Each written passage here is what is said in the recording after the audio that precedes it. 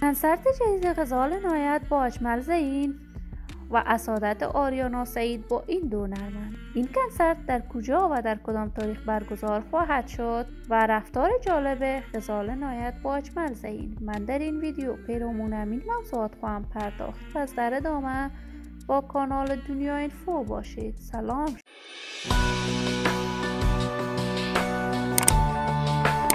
شما را خوش آمدید میگم به یکی دیگر از ویدیوهای جذاب کانال دنیا اینفو. برای حمایت از من علامت سابسکرایب را فشار دهید تا از ویدیوهای دیگر کانال من هم آگاه شوید. غزال نایت هنرمند خوش صدا، خوش سیما، نام آشنا در صنعت موسیقی افغانستان با آواز سوریه‌ای که دارد علاقمندان و شایقین فراوانی در سرتاسر جهان در میان فارسی زبانان دارد. غزال نایت کارهای هنری خود را 1 دهه قبل در افغانستان آغاز کرد و بعد از رفتنش به کشور کانادا و سرودن آهنگ‌های دوگانه با قیس الفت و شهرت هنری خود افزود. جدیداً غزال نایت خواسته با اجمل زین یکی از شاگردان آریانا سعید کنسرت مشترک را در کشور لندن برگزار کند.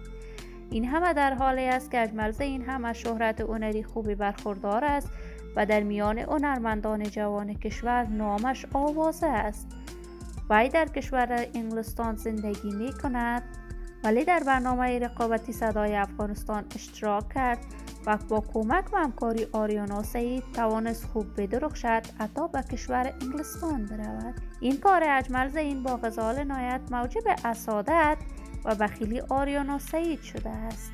ولی حق انتخاب و برگزاری کنسرت با هنرمندان دیگر را همه هنرمندان دارد. ما هم منتظر برگزاری و نشر این کنسرت از طریق صفحات یوتیوب خواهیم بود.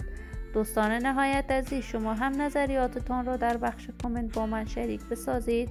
این ویدیو را با دوستان و علاقمندان غزال نایت و اجمل زین به اشتراک بگذارید. اگر تا هنوز عضویت کانال من را از آن خود نکردید، پس برای عضو شدن با کانال من فقط علامت زنگوله را فشار دهید. سلامتی شما نازنینان آرزوی من است. تا درودی دیگر، بدرود.